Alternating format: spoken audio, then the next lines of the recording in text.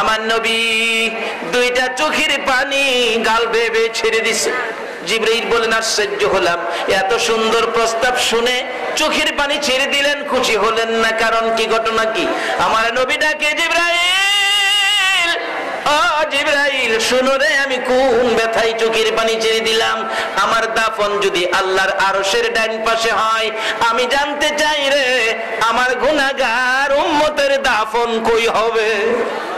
জিবরাইল বলেন, ইয়া রাসূলুল্লাহ, আপনার উম্মতের দাফন এই জমিনের মধ্যে হবে। আমার নবী কান্দে, জিবরাইল রে, না না, এই প্রস্তাব আমি রাখতে পারবো না রে জিবরাইল। আমার উম্মতেরা এই জমিনে থাকবে, আমি নবী আরশে থাকতে পারবো না। আমার পক্ষ থেকে একটা প্রস্তাব আমার প্রভুর দরবারে তুলে ধরো, আমার উম্মতেরা যদি এই জমিনে থাকে রে, আমি নবী আরশে যাব না, আমি আমার তামাম পৃথিবীর উম্মতের ব্যথা বুকে লইয়া রে আমি সোনার মদিনার মাটিতে থাকবো। বলুন, নবী এখনো সোনার মদিনার মাটিতে আছে কিনা? আপনাদেরকে ছেড়ে আরশে যায় না। আজকে সেই নবীর আদর্শ নাই। কতজনের আদর্শ বাড়ি করে ঢুকাইলেন, চাচার ছবি, চাচির ছবি দিয়ে ঘর বাইরে রাখছে, নবীর আদর্শের কোনো একটা স্মৃতি করে নাই।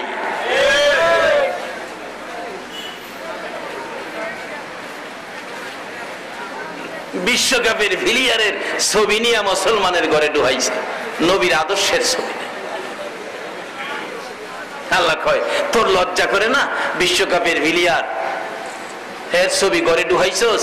আর তোরা যে বিশ্ব নবীর উম্মত, তোদের প্রত্যেকের স্মৃতি আমি প্রত্যেক নবী রাসূলের ঘরে ঝুলাইয়া রাখছি। আখিরি নবীর উম্মতের স্মৃতি, তোমরা বিশ্ব নবীর উম্মত, তোমরা সেই নবীর দিকে যাও, সেই নবীর আদর্শের দিকে যাও। বলতেছিলাম, সেই নবীর আদর্শে গেলে আমাদের লাভ হবে না লস হবে?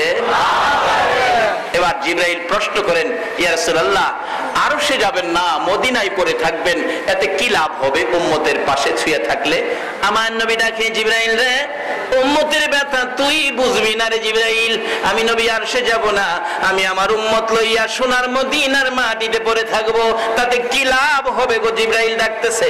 আমার নবী বুঝায়, জিবরাইল রে, ও জিবরাইল, দুনিয়ার জমিনে দেখেছি মুরগি যখন বাচ্চা ফোটায়, মা মুরগিটা বাচ্চা লইয়া সমাজে ঘোরাঘুরি করে, বাচ্চার উপর কোনো বিপদ দেখা দিলে মা মুরগিটা দুইটা পাখা বাড়াইয়া ডাকে, বাচ্চারা রে আয় আমার পাখার নিচে আয়, চিল্কা করতেছে, বিপদ দেখা যায় তোদেরকে নিয়ে যাবে।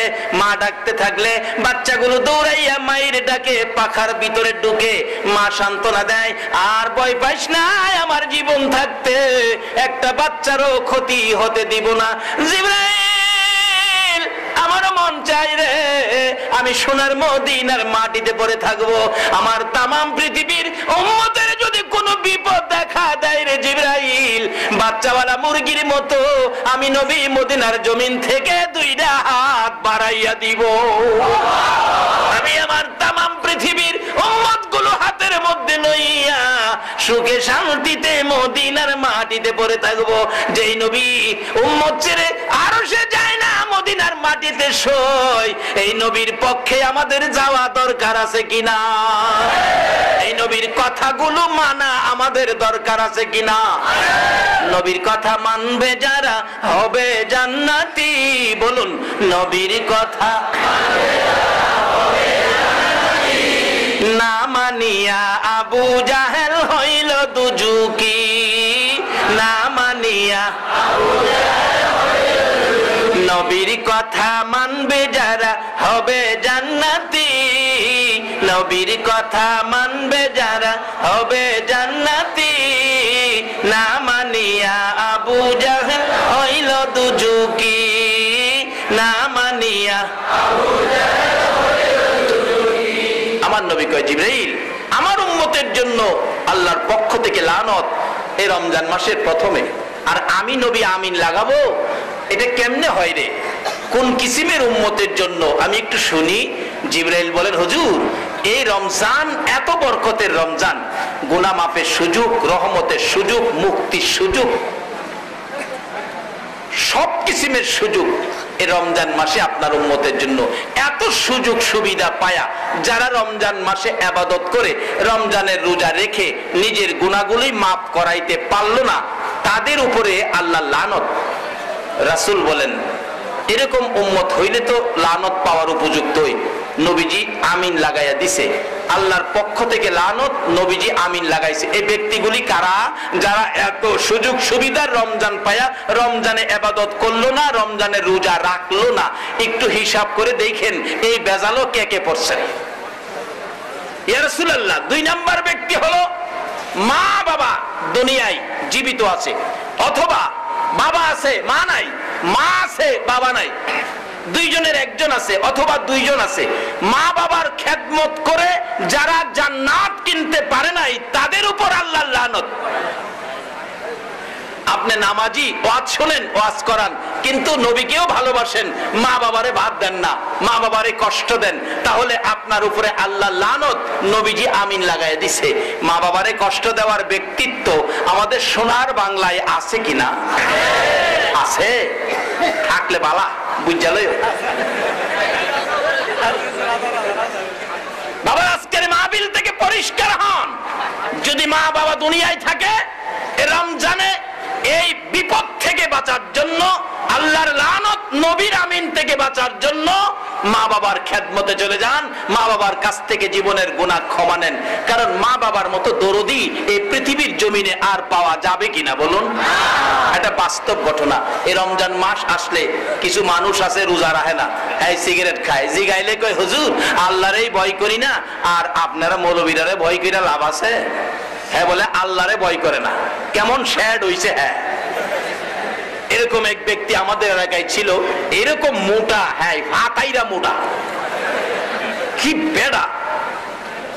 হ্যাঁ, একদিন বন্ধুদের সাথে কয়, আমি তো চিন্তা করছি, মৌলবীরা কয় মরার পরে বলে মাটি, কবরের মাটি চাপা দিয়া একদিকের হাড় আরেকদিকে এইভাবে ঢুকাইয়া দিব। মৌলবীরা কয় আমি নিয়ত করছি আমি মরার পরে কবর দিয়া সব গেলেগা, 2টা হাত এইভাবে রাখবো, মাটির বাবার নি ক্ষমতা আছে আমার হাত জমাইতো। মাটির বাবার বলে ক্ষমতা নাই।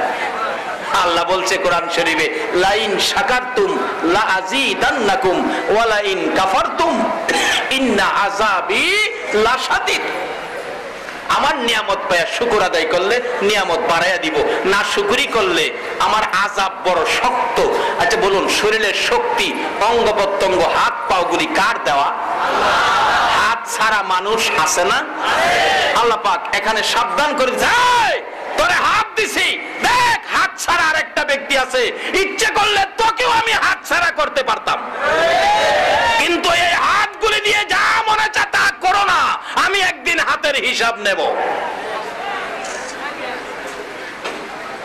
যাক, এইদিকে ওয়াজ গেলে যাই বোগা সারা রাত, এইদিকে আমি সংক্ষেপ করে দিতেছি। বেটা কয় হাত বলে এইভাবে ছড়ায় রাখবো, কবরও গিয়ে মাটির বাবারও ক্ষমতা নাই জমাইতো। আল্লাহ কয় অতিরিক্ত করছস, তরে আর সারা যায় না। এই ঠাট্টা মস্কারি করে বাড়িতে গেছে, সন্ধ্যার দিকে জ্বর আই পড়ছে, প্রচন্ড জ্বর। রাত্র বসন্ত গোড়া বাইরেছে। বসন্ত গোড়া ছিলেন না? এখন তো নাই, আগে ছিল। বসন্ত গোড়া বেরিয়েছে। শেষ রাত্রে গোড়া বড় বড় হইয়া পাইকা ব্যথা, এত ব্যথা। সকালবেলা মা বাবা অস্থির, সন্তানটার কি হলো, হঠাৎ করে গেছে কবিরাজের বাড়ি, কবিরাজের চিকিৎসকের বাড়ি। কবিরাজ আয়া ফু দেয়, গোড়া ভালোই তো, গোড়া আরো বাড়ে। আল্লাহ কয় কবিরাজ ফুয়া তুই দিয়ে কি করতারস? আমি বাড়াইলাম, তুই পারলে কমাইস, ব্যথা বাড়ে। ওই রুগী কয় কবিরাজ আমারে ফুয়াইস না, ফু দিলে আরো বাড়ে। কিছু জিনিস আছে, কিছু আগুন আছে ফু দিলে বাড়ে। যারা লাকড়ি দিয়া পাক করে, চুলার আগুন নিবা গেলে ফু দিলে কি হয়? আগুন। আবার কিছু আগুন আছে নিবে, ছোট ছোট কুপি বাতি, চিনেন কুপি বাতি? কেউ ল্যাম্প কয়, কুপি কয়। এরকম কুপি বাতির আগুন যদি ফু দেন কি হবে? চুলার আগুন ফু দিলে একই ফু কাজ করে দুইটা, একটাই নিবে আর একটাই জ্বলে। কিন্তু হ্যাঁ তো ফু দিলে নিবে না, জ্বলে। কবিরাজ ফুয়াইস না বেটা, জ্বলে। কবিরাজকে জীবনে কত গুড়া ভালা করলাম, এমন বাগায়া গুড়া তো আর দেই নাই। কবিরাজ বাগছে, আল্লাহ কয় ভাগ, কত ভাগদারস। হ্যাঁ বলে হাত সরাইবো, মাটির বাবার ক্ষমতা নাই, আমি হেরে দেখকে লই। এইভাবে সমস্ত শরীর গোড়া ফাইকা ফসা গন্ধ ছুটছে, বিছনার সাথে গোস্তগুলি খুইলা পইরা যায়। দুইটা হাত এইভাবে বুকের উপরে ফালাইছে, বুকের থেকে হাতগুলি নামাইবার শক্তি নাই। মা কয়, বাবা রে হঠাৎ করে কেন তোর এই বিপদ হলো, ব্যাপার কি, ঘটনা কি? এবার ছেলেটা চোখের পানি ছেড়ে দিছে। মা গো, আমি বলছিলাম কবরে গেলে মাটিয়ে চিপা দিব, মৌলবীরা কয়। আমি বলছিলাম দুইটা হাত এইভাবে ছড়াইয়া রাখবো, মাটির বাবারও ক্ষমতা নাই, কবরে গিয়া এইভাবে হাত ছড়ামু, দুনিয়াতে তো বুকের থেকে হাতটা নামাইতে পারি না। মা, এই অপরাধটুকু আমি করছিলাম। বাবা এখন কি করতে পারি? রাত্র গভীর, দুর্গন্ধ, সমস্ত শরীর পচা। একদিন রাত্রে গভীর ভাই বোনগুলি বলতেছে, মা, মাগো, ভাইয়ের শরীরের দুর্গন্ধ আমরা সহ্য করতে পারি না, আমরা দুইজন চাচার ঘরে থাকি, যাও যাও যাও বাবা, তোমরা চাচার ঘরে থাকো। বাবা বলতেছে, বিবি, হ্যাঁ গন্ধ আমি আর সহ্য করতে পারি না, আজকে রাত্রটা আমি বাংলা ঘরে ঘুমাই, আমার ঘুম হয় না দুর্গন্ধে। মা বলতেছে, যান, আপনিও বাংলা ঘরে যান। ছেলে মেয়েদেরকে চাচার ঘরে দিছে। রাত্র গভীর, ছেলেটা ডান দিক বাম দিক মাথাটা ঘুরাইয়া মার দিকে তাকাইয়া ডাকতেছে, মা গো, মা তুমি কই গো? মা, মা, বাবা আমি আসি তো কাছে। মা, আমার মন কয় আমি বাঁচবো না গো। মা, মা আমি বাঁচবো না। মা তো গলায় চাপাইয়া ধরছে, বাবা এ কথা তুমি কইও না, আমি মা সহ্য করতে। মা, আমার মন কয় আমি বাঁচবো না। মা, আমি জানতে চাই আমার ভাই বোন গুলো কই, আমি জীবনের শেষ দেখা দেখবো। তোমার ভাই বোন তো ঘরে নাই, তোমার চাচার ঘরে। কেন গো মা তারা চাচার ঘরে? বাবা গো, তোমার শরীরের দুর্গন্ধ সহ্য করতে পারে না, বিদায় চাচার ঘরে। বাবা কই? বাবাকে দেখবো। তোমার বাবাও বাংলা ঘরে। কেন বাংলা ঘরে? তোমার শরীরের দুর্গন্ধ তোমার বাবা সহ্য হয় না, বিদায় বাংলা ঘরে। এবার চোখের পানি ছেড়ে দিলেন। মা গো, বাবা ঘর ছাড়লো, ভাই বোনেরা ঘর ছাড়লো। একটা মানুষ রাত্র পর্যন্ত ঘর ছাড়ে না, মুহূর্তের জন্য বাহির হয় না। আরো পাশে বসে গোড়াগুলো পাউডার দেয় গালায়, নেকড়া দিয়ে মুছে পুইস রক্তগুলো বাহির করে। বলুন, সব ঘর থেকে বেরিয়ে গেল, একটা মানুষ দুর্গন্ধ নাই, সন্তানের পাশে বসে রাত্র কাটায়। বলুন এই মানুষটাকে? আরো জোরে বলুন। এই মারে যদি কেউ কষ্ট দিয়ে থাকো, এই মার কলিজায় যদি কেউ আঘাত দিয়ে থাকো গো, নামাজ রোজা হজ যাকাত মুফতি মুহাদ্দিস মুফাসসির মক্কা মদিনার ইমাম হইয়াও আল্লাহর জান্নাতে যাওয়া হবে না। আরে মা বাবার কথা মতো যে জন চলে না, বলুন মা বাবার আল্লাহ নবীজির দয়া তারা পাবি না। হায়রে আল্লাহ নবীজির মা বাবাকে দুঃখ দিলে নামাজ রোজা যাইবি ফলে। মা বাবাকে দুঃখ দিলে নামাজ রোজা যাইবি ফলে। মার কলিজায় আঘাত দিলে খোদা সহে না, মার কলিজায় আঘাত দিলে খোদা সহে না। আল্লাহ নবীজির না, হায়রে আল্লাহ নবীজির। সন্তানগুলো চাচার ঘরে গেল, বাবা বাংলা ঘরে গেল, একটা মানুষ ঘর ছাড়লো না। বলুন এই মানুষটাকে? আরো জোরে বলুন কে? বলুন এবার ঈদের মার্কেটে যাইয়া আগে কার কাপড় আমাদের কিনা দরকার? আরো জোরে বলুন। আগে বিবির কাপড় কিনবেন না মার কাপড় কিনবেন? চকচকরিয়ার মহিলারা যদি আমার প্রতি রাগ হয়, আমি ওয়াজ করবই, দাওয়াত দিলে দিবেন, না দিলে নাই। বিবির কাপড় আগে না মার কাপড় আগে? আল্লাহ তুমি কবুল করো, সকলে বলো না আমি। ছেলেটা ডাকতেছে, মা গো, ও মা, ভাই বোন গুলো দুর্গন্ধের যন্ত্রণায় চাচার ঘরে, বাবা দুর্গন্ধের কারণে বাংলা ঘরে। তাদের নাকে দুর্গন্ধ লাগলো গো মা, তুমি মার নাকে কি দুর্গন্ধ লাগে না?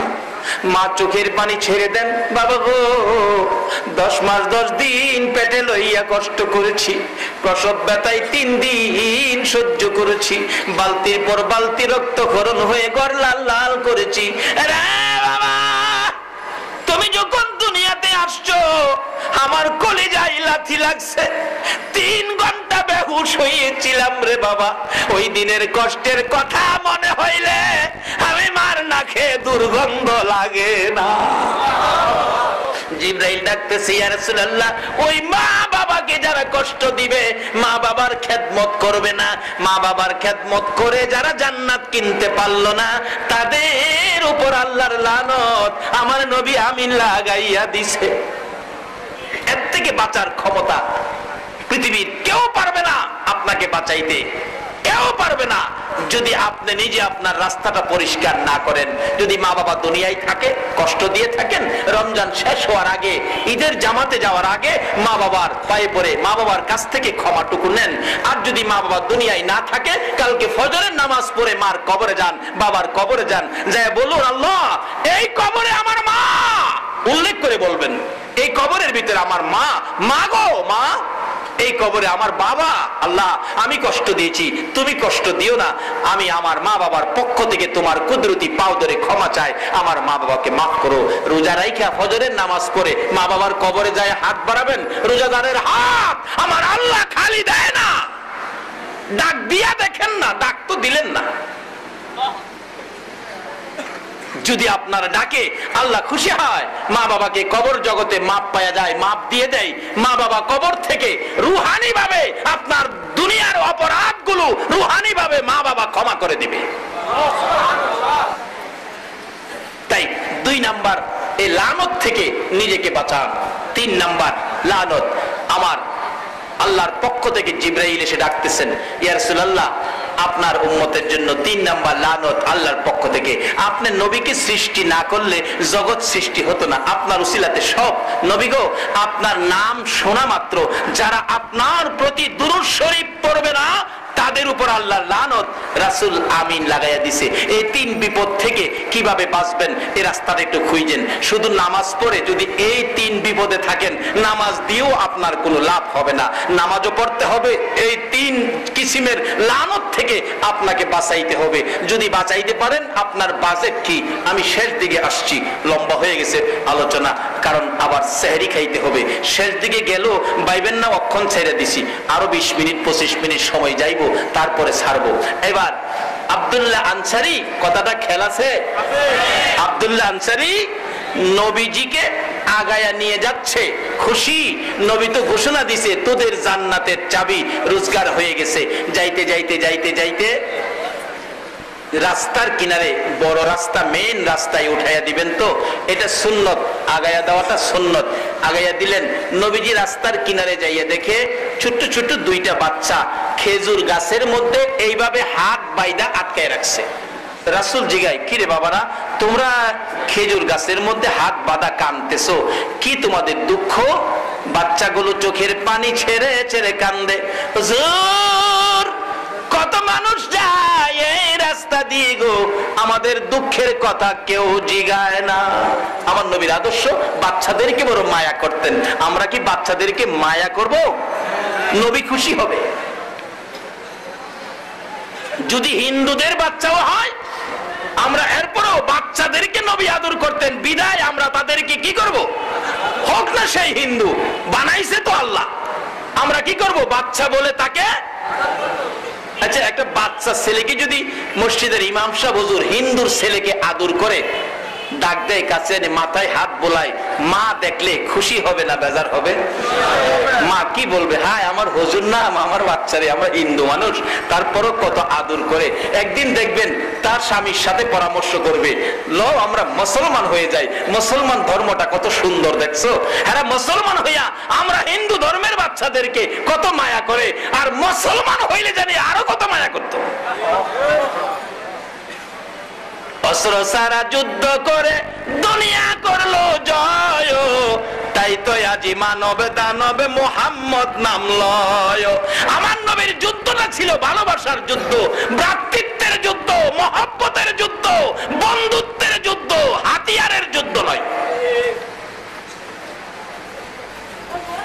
বিজাতিরা পর্যন্ত নবীর আদর্শ দেখে দলে দলে মুসলমান হয়ে যাইত।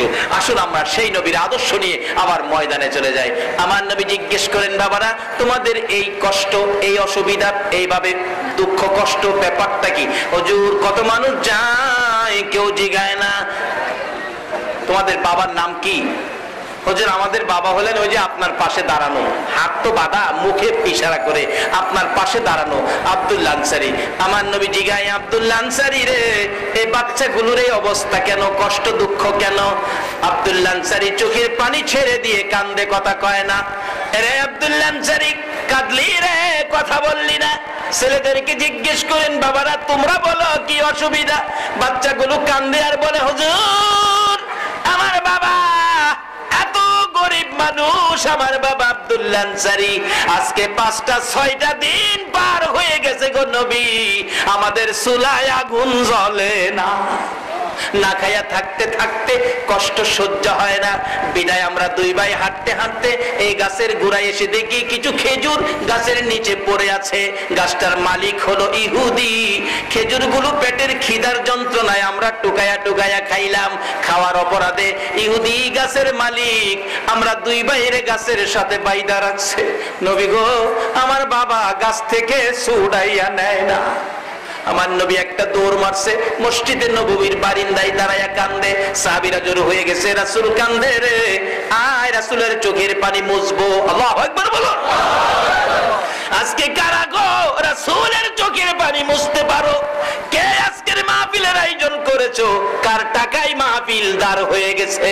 এবার আব্দুল্লাহ আনসারীর এই কষ্ট দুঃখ দেখে নবী মসজিদে নববীতে কান্দে। চারদিক জড়ো হয়ে গেছেন সাহাবীরা।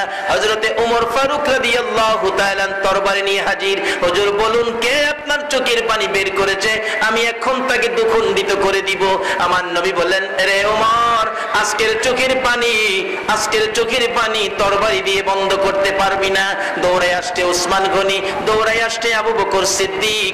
সকলেই বলতেছে, হুজুর বলুন কিসের বিনিময়ে চোখের পানি বন্ধ করতে পারবো? আমার নবী হযরতে উসমান গনির দিকে 2টা হাত বাড়াইয়া ডাকে, আরে উসমান গনি আয়, আমি তোর দিকে তাকাইয়া রইছি। উসমান গনি সামনে দাঁড়াইছে। হুজুর বলুন কি দিয়ে চোখের পানি মুছতে পারি? উসমান গনি রে, তুমি পারবে রে ইহুদির বাড়ির খেজুর গাছটা আমারে কিনা দিতে? ওই গাছটা যদি আমারে কিনা দিতে পারো, আমার চোখের পানি মুছে যাবে।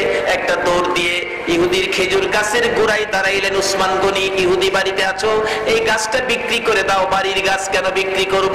রে ইহুদি, আমার রাসূল কান্দে রে, এর বিনিময় যা চাবি তাই পাবি, তাই নাকি? তাহলে তোমার 100 খেজুর গাছের একটা বাগান আছে, এটা যদি আমারে দাও, একটা গাছ আমি তোমারে দিব। উসমান গনি একটা চিৎকার মারলেন, রে ইহুদি, মাত্র 100 গাছ চাইছস? আমার রাসূল কান্দে এই গাছের জন্য। আজকে যদি আমি উসমান গনির সকল সম্পত্তি চাইতে, রাসূল খুশি করার জন্য আমি সব করে দিয়ে দিতাম। রাসূলের জন্য তাদের কত প্রেম, কত ভালোবাসা ছিলেন। নবী খুশি করবেন, নবী খুশি করার কিছু কাজ আমাদের করা দরকার আছে কিনা? শুধু দুনিয়ায় থাকা অবস্থায় নয়, নবীজি রওজা পাকে শুইয়াছেন, রওজা পাকে পর্যন্ত খুশি করতে পারবেন একটা কাজ যদি করেন। সেই কাজটা হলো জামাতের শহীদ নামাজ। কিসের শহীদ নামাজ? সবাই বলুন। আমি শেষ কথায় চলে আসছি। এই নামাজ দিয়ে নবীকে রওজা পাকের ভিতরেও খুশি করা যায় কিভাবে, আমি বাস্তবতায় যাচ্ছি। এবার উসমান গনি 100 গাছের বিনিময়ে একটা গাছের দলিল লইয়া নবীর হাতে তুলে দিলেন। আমার নবী দলিল সহ গাছের গোড়ায় এসে বাচ্চাদের হাতের বানগুলো খুলতেছিলেন। আমার নবী হাতের বান খুলে, বাচ্চারা কান্দে, হুজুর খুইলেন না, আবার ইহুদি এসে আমাদের হাতে বান দিবে। আমার নবী ডাকে, রে বাচ্চারা, না না, রাসূল যার হাতের বান খুলবে রে, এই হাতে কোথাও আর বান দিবে না। রাসূল যার হাতের বান খুলে দিবে, দুনিয়া ও আখিরাতে কোথাও এই হাতে আর বাদ পড়বে না। এইভাবে বিপদকামী লোকদের পাশেও আমার নবী দাঁড়াইতেন। আপনারা কি এই রমজানের ঈদে আশেপাশে খোঁজ নিছেন? কে টাকার অভাবে ঈদের কাপড় কিনতে পারে নাই? অসম্পদশালী ব্যক্তিরা যদি এইভাবে আশপাশি গরিবদের খোঁজ নিতে পারেন, কাপড় কিনতে পারে নাই টাকার অভাবে, একটা কাপড় কিনে দেবেন, কাল কিয়ামতে হাসর হবে আমার রাসূলের সঙ্গে। এটা ইসলাম। বাবার আসুন আমরা পুরাপুরি ভাবে ইসলামে ঢুকি। শুধু নামাজের নামে ইসলাম নয়, সামাজিক অনেক দায়িত্ব আছে, এগুলি আমাদের আদায় করতে হবে। যাই হোক, নবীকে খুশি করব, দুনিয়াতে থাকতেও নবীকে খুশি, নবী রওজা পাকে শুয়ে আছে তারপরও খুশি করতে পারবেন, এটাই আমার শেষ কথা। সেটা খুশি করার সিস্টেম হলো জামাতে শহীদ নামাজ। তার বাস্তব হযরত ওমর ফারুক রাদিয়াল্লাহু তাআলা আনহুর জীবনী। ওমর রাষ্ট্রপতি, প্রেসিডেন্ট, রাষ্ট্রপতি হইয়া মসজিদের নববীর ইমামতি করে। আমাদের তত্ত্বাবধায়ক সরকার পার্বণী চকরিয়া মসজিদের ইমামতি করত, অহন তো তারে আর দেখি না।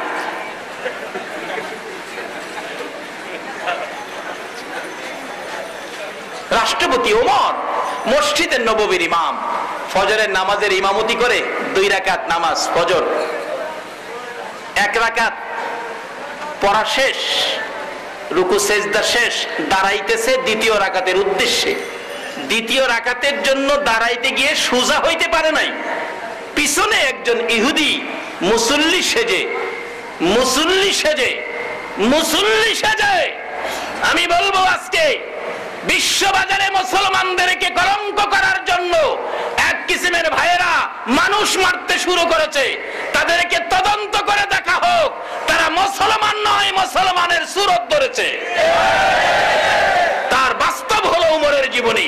ওমর ইমাম, পিছনের কাতারে ইহুদি, মুসলমান মত মুসল্লি সেজে পাঞ্জাবির নিচে লম্বা ছুরি ঢুকায়া নামাজ পড়তেছে। ওমর দ্বিতীয় রাকাতে দাঁড়াবেন, পিছন থেকে বাঁকা অবস্থায় ইহুদি ডান দিক দিয়ে ওমরের কলিজাটার মধ্যে ছুরিটা মারছে। ওমর কাত হইয়া নামাজের বিছানার মধ্যে পড়ে গেছে, যে বিছানায় আমার রাসূল দাঁড়াইয়া ইমামতি করতেন। কাত হয়ে পড়ে গেছে, জিহ্বাটা বাহির হয়ে গেছে। শক্তিশালী পুরুষ ওমর রক্ত বাহির হইয়া মসজিদে নববী লাল লাল হয়ে গেছে। মুসল্লিরা চিৎকার মেরে ডাকতেছে, কার রক্ত গো? মসজিদে নববী লাল করে দিলে। ওমরের ছেলে আব্দুল্লাহ মিম্বরে দাঁড়াইয়া ডাকতেছে, মুসল্লিরা দরজা বন্ধ করো, সর্বনাশ করেছে, আমার বাবার কলিজায় ছুরি মারছে। কে মারছে রে? আমি সন্তান হইয়া প্রতিশোধ নেব, বিচার করব, তোমরা মসজিদে নববীর দরজাগুলি বন্ধ করে দাও। ওমর ছোট্ট ছোট্ট সুরে ডাকতেছে, রে আব্দুল্লাহ, না না, আয় আমার কাছে আয়। প্রতিশোধ না রে, ইসলাম প্রতিশোধের ধর্ম নয়। কি আদর্শ দিলেন! ইসলাম প্রতিশোধের ধর্ম নয়, ইসলাম প্রতিবাদের ধর্ম নয়, ইসলাম হলো ভালোবাসার ধর্ম। আল্লাহু আকবার বলুন। ইসলাম হলো ভ্রাতৃত্বের ধর্ম, ইসলাম হলো শান্তির ধর্ম। আজকে যারা ইসলাম নিয়ে দলাদলি করতেছো, আমার কষ্ট লাগে গো। নবীর সামনে কোন মুখটা লইয়া দাঁড়াইবা? দলাদলি নয়, ইসলাম ভ্রাতৃত্বের ধর্ম, বন্ধুত্বের ধর্ম। বলতেছিলাম ওমর ডাকতেছে, বাবা আয়, প্রতিশোধ নয়, বিচার নয়, আমাকে যদি খুশি করে বিদায় দিতে চাও, একটা কথা তোমার কাছ থেকে আমি শুনতে চাবো। কি কথা বাবা? তুমি একটু দৌড় দিয়ে যাও, মা আয়েশা সিদ্দিকার কাছে যাইয়া একটা অনুরোধ করো আমি ওমরের পক্ষ থেকে। বাবা গো, আমি দেখেছি আমার নবীর রওজার পাশে আমার ভাই আবু বকর সুন্দর বিছানায় ঘুমাইছে, আমার ভাই আবু বকর নবীর পাশে জান্নাতের বিছানায় ঘুমাইছে। রে আব্দুল্লাহ, মা আয়েশার কাছ থেকে যাইয়া অনুমতি চাও, আমি ওমর যদি আবু বকরের মতো রাসূলের পাশে শোয়ার অনুমতি পাই, আমি ওমরের জীবন ধন্য হইয়া যাইব। প্রতিশোধ নয়, প্রতিবাদ নয়, বিচার নয়, আমাকে নবীর পাশে শোয়াইতে পারো কিনা সেই অনুমতিটা চাই। একটা দৌড় দিয়ে আম্মা জান আয়েশা সিদ্দিকার কাছে, মাগো আমার বাবাকে ছুরি মারছে, বাবা শহীদ হয়ে যাবে। ও মা, আমার বাবার মনে বড় আশা গো, আমার নবীর পাশে আবু বকর সিদ্দিকের মতো শোয়ার জন্য। মাগো অনুমতি দেন, আমার বাবা একটুখানি জায়গা চাইছে নবীর পাশে আসতে, একটু জায়গা আছে, দিবেননি আপনি অনুমতি? মা আয়েশা সিদ্দিকা বলেন, আব্দুল্লাহ রে, মনে বড় আশা ছিল রে, আমার বাবা এক পাশে শুয়েছে, নবীজি পাশে শুইয়াছে, আমার নবীর পাশে আমার বাবা আবু বকর সিদ্দিক ঘুমিয়েছে, মনে বড় আশা ছিল রে, নবীর আরেক পাশে আমি আয়েশা শুইব, মনের আশা বুঝি মনে রইল রে, পুরা বুঝি হবে না। আমি জানি তোমার বাবা ওমরকে আমার নবী বড় আদর করতেন। আমার মন কয় তোমার বাবাকে পাশে শোয়ার অনুমতি নবী দিয়ে দিবেন, তুমি অপেক্ষায় থাকো, আমি নবীজির পাশে যাই। নবীজির রওজার পাশে যাইয়া আম্মা জান আয়েশা সিদ্দিকা দাঁড়াইয়া ডাকতেছে, ইয়া রাসূলুল্লাহ, আপনার উমর আপনার পাশে শোয়ার অনুমতি চাই। নবী গো, মনে বড় আশা ছিল গো, আমি আয়েশা আপনার পাশে থাকবো। হুজুর জানতে চাই, আমি আয়েশা আপনার পাশে থাকবো না আপনার উমর আপনার পাশে থাকবে? আমার নবী রওজার ভিতর থেকে ডাকতেছেন, আয়েশা রে, ও আয়েশা, মনে দুঃখ নিও না, অনুমতি দিলাম রে, আমার উমর আমার পাশে থাকবে। এমন কি কাজ উমর করেছে? আমার নবী রওজার থেকে ডাইকা ডাইকা পাশে নিয়ে উমরকে শুয়াইছে। আসুন দেখি কি কাজ উমর করে নবীকে খুশি করেছে, এই কাজটা কি করেছে। এবার খবর নিয়ে গেলেন, যাইয়া দেখে অনুমতি পাইলেন নবীর পাশে শুইবেন। যাইয়া দেখে উমর জ্ঞান হারা হয়ে গেছে, চোখ খুলে না, কথা বলে না, কিতাব লেখে হযরতে আলী রাদিয়াল্লাহু তাআলা উমরের মুখ বরাবর বসে চোখের পানি ছাড়তেছে। ভাই উমর, চোখটা খুলো, দুইটা কথা কও, আমার মনটা শান্তি করব। এবার যখন খবর দিলেন, বাবা গো, ও বাবা, মা আয়েশা সিদ্দিকা নবীজির কাছ থেকে অনুমতি নিয়েছে, আপনি নবীর পাশে শুইবেন। এই কথা শুনে উমর দুইটা চোখ খুলে চোখের পানি জর্জর করে ছেড়ে দিলেন। হযরতে আলী বলতেছেন, এই ভাই উমর, বিদায় মুহূর্ত তোমার, বিদায় মুহূর্তে তোমার কাছ থেকে আমি আলী নসিহতপূর্ণ উপদেশপূর্ণ দুইটা কথা আমি তোমার কাছ থেকে শুনতে চাই। হযরতে উমর ডাকতেছে, আলী, আলী রে, আমার কাছ থেকে উপদেশপূর্ণ কথা শোনার আগে আমি তোমার কাছ থেকে একটা কথা শুনতে চাই রে আলী। কি কথা শুনতে চাও ভাই ওমর? এরে আলী, আমি নবী খুশি, আল্লাহ খুশির জন্য জামাতের সহিত নামাজে ইমামতি করে নামাজ পড়াইতেছিলাম। আলী রে, একটা রাকাত নামাজ পড়াইলাম, দ্বিতীয় রাকাত নামাজ আমার আদায় হলো না রে আলী, আমাকে ছুরি মারছে, আমি তো এখন বিদায় মুহূর্ত। এরে আলী, আমি জানতে চাই, একটা রাকাত নামাজ আমার বাকি রইছে রে আলী, আমার কানে কানে বলে দে, এখন ফজরের নামাজের সময় আসেনি, বাকি নামাজ আমি আদায় করতে পারবো নি। এই আমল ব্যতীত আমার রাসূলের কাছে যাওয়া যায় না। বাবা, বাবারা, ভাইয়ের, আসুন আমরা রমজান মাসে ইবাদত করব, নবীর উম্মত হব, জামাতের সহিত নামাজ পড়ব, নবীজি ভালোবাসা আমাদেরকে দিবেন। আসুন আল্লাহকে পাইতে গেলে নবীর আদর্শ নিয়ে আমরা সামনে বাড়ি। আমাদের ভাগ্য ভালো, আমরা যারা আখিরি নবীর উম্মত, সব আমাদের জন্য বাজেট। আমরা শেষ শর্ত হলো আমানত হলো ফিসিলমি কাফা, পুরাপুরি ভাবে ইসলামে যদি আমরা ঢুকতে পারি, আমরা সবগুলি বাজেট পাবো। আল্লাহ আমাদের সকলকে ইসলাম বুঝে শুনে ইসলামে ঢোকার তৌফিক দান করুক। খাস করে আজকের এই পিকআপ মিনি ট্রাক শ্রমিক ইউনিয়ন কর্তৃক আয়োজিত মালিক ভাইদের সহযোগিতায় আজকের এই আয়োজন আল্লাহ কবুল করুক। কিয়ামত পর্যন্ত এই অনুষ্ঠানটা আল্লাহ যেন কায়েম রাখেন। একে উসিলা করে চকরিয়ার জমিনে আল্লাহ যেন সুখ শান্তির ফায়সালা করেন, হিংসা বিদ্বেষ মারামারি কাটাকাটি ধাক্কাধাক্কি দূর করে রহমত বরকতের ভাগী করেন। সকলে বলুন আমিন।